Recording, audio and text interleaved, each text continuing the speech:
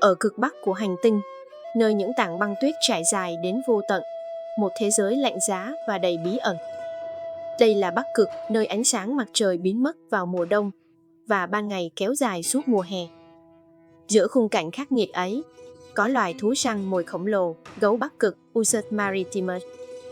Với bộ lông trắng muốt, chúng như hòa vào phong nền băng tuyết, trở thành vị vua bí ẩn của miền cực địa. Một con gấu đực trưởng thành có thể nặng tới 600 kg, dài 3 mét khi đứng thẳng.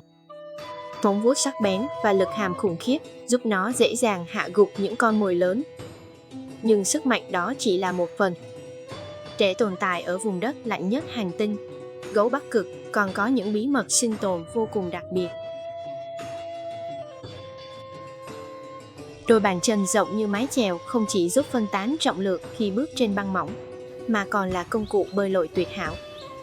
Gấu Bắc Cực có thể bơi liên tục hàng chục km, vượt qua biển lạnh giá trong nhiều giờ mà không mệt mỏi. Thức ăn chính của chúng là hải cẩu. Với khứu giác nhạy đến mức có thể phát hiện con mồi cách xa hàng km, gấu Bắc Cực chờ đợi bên những lỗ thở trên băng. Khi hải cẩu ló lên, cú vồ nhanh như tia chớp của chúng khép lại vòng đời của con mồi. Thế nhưng, không phải lúc nào cũng có sẵn hải cẩu. Mùa đông dài khắc nghiệt buộc chúng phải nhịn đói hàng tuần, thậm chí hàng tháng. Chỉ lớp mỡ dày mới giúp cơ thể duy trì năng lượng trong quãng thời gian đói khát. Gấu Bắc Cực cái thường sinh con trong hang tuyết vào mùa đông. Khi mùa xuân đến, gấu mẹ dẫn con non rời khỏi nơi trú ẩn. Những bước đi chập chững đầu đời trên băng là hành trình khắc nghiệt, nơi bài học đầu tiên chính là sinh tồn. Gấu mẹ dạy con cách đánh hơi dấu vết, cách đào bới băng để tìm con mồi và cách tránh xa những con đực trưởng thành có thể gây nguy hiểm.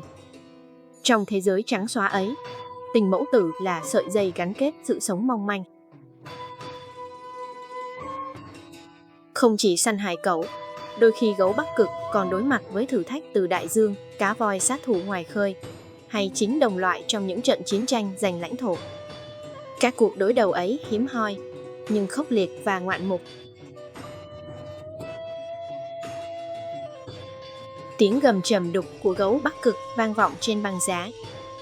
Không phải lúc nào chúng cũng gầm, nhưng mỗi khi vang lên, đó là lời cảnh báo, là sự khẳng định lãnh địa, và cũng là âm thanh khiến cả đại dương lạnh lẽo phải lắng nghe. Phân bố của gấu Bắc Cực trải dài khắp vòng Bắc Cực từ Canada, Greenland, Nga, Na Uy cho tới Alaska. Dù ở bất kỳ đâu, chúng đều phụ thuộc vào một yếu tố duy nhất, băng biển. Nơi có băng, nơi đó có gấu.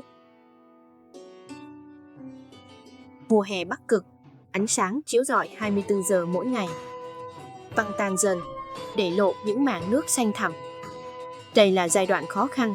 Khi băng ít đi, gấu Bắc Cực phải bơi xa hơn để săn mồi, hoặc buộc phải tìm thức ăn trên cạn như xác cá voi dạt bờ, trứng chim, thậm chí là rác thải con người bỏ lại. Trải qua hàng ngàn năm, hình ảnh gấu Bắc Cực đã bước vào thần thoại và truyền thuyết của các dân tộc bản địa. Với người Inuit, gấu Bắc Cực không chỉ là kẻ săn mồi mà còn là linh hồn canh giữ băng tuyết, biểu tượng của sự dũng cảm và sức mạnh. Ngày nay, khoa học đã khám phá nhiều điều kỳ thú về loài gấu này. Nhờ thiết bị gắn trên cổ, các nhà nghiên cứu phát hiện có những cá thể bơi liên tục hơn 150 km trong 10 ngày. Khả năng chịu lạnh, nhịn đói và định hướng trong bóng tối của chúng là đề tài đầy hấp dẫn cho sinh học hiện đại. Nhưng chính con người lại là mối đe dọa lớn nhất. Biến đổi khí hậu khiến băng biển tan nhanh hơn bao giờ hết. Nếu băng biến mất, gấu Bắc Cực sẽ mất đi nơi săn mồi và dần dần biến mất theo. Một số hình ảnh ghi lại những con gấu kiệt sức, lang thang trên đất liền, gầy guộc và đói khát, minh chứng đau lòng cho sự mong manh của hệ sinh thái này.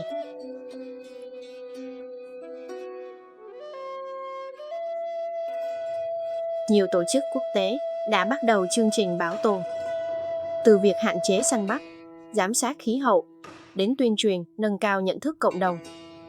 Gấu Bắc Cực không chỉ cần băng để sống, mà còn cần cả sự bảo vệ của chúng ta. Nhưng hy vọng vẫn còn.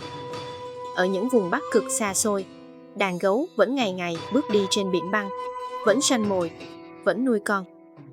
Hình ảnh chúng kiêu hãnh trên nền trời phương Bắc là minh chứng cho sức sống bền bỉ của thiên nhiên. Trong im lặng của phương Bắc, mỗi hơi thở của gấu Bắc Cực là nhịp đập của cả một thế giới. Một thế giới nơi sự sống và cái chết, sức mạnh và mong manh hòa quyện vào nhau trên nền băng trắng bất tận. Và chừng nào những bước chân khổng lồ ấy còn in dấu trên tuyết, chừng đó Bắc Cực vẫn còn giữ được linh hồn của nó, mạnh mẽ, kiêu hãnh và huyền bí. Gấu Bắc Cực, chúa tể băng tuyết, không chỉ là loài thú ăn thịt vĩ đại nhất hành tinh, mà còn là biểu tượng cho sự kiên cường của sự sống. Và hơn thế, chúng nhắc nhở chúng ta giữ gìn Bắc Cực, nghĩa là giữ gìn cả tương lai của trái đất.